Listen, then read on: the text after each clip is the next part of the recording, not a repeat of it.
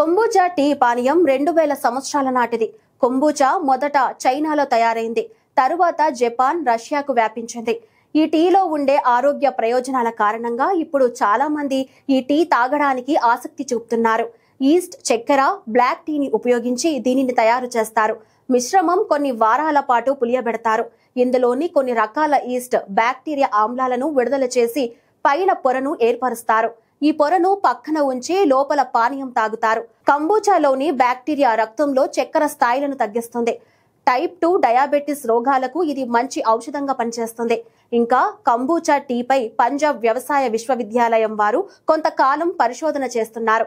దాని అభివృద్ధి, ప్రమాణీకరణమైన పరిశోధకులు దృష్టి సారించారు. విస్తృతమైన పరీక్షల తర్వాత విశ్వవిద్యాలయం 2023లో అధికారికంగా దాని ఉత్పత్తిని సిఫార్సు చేసింది. ఈ టీలో ప్రొయోబెటిక్స్ పుష్కలంగా ఉంటాయని, ఇది గట్ ఆరోగ్యానికి సహాయపడుతుందని యూనివర్సిటీకి చెందిన మైక్రోబయాలజిస్ట్ డాక్టర్ ప్రియా కత్యాల్ అన్నారు. అలాగే ఇది యాంటీ హైపర్టెక్సివ్, యాంటీ ఇన్ఫ్లమేటరీ, యాంటీ హైపోగ్రామిక్స్ లక్షణాలను కలిగి ఉంటుందని అన్నారు.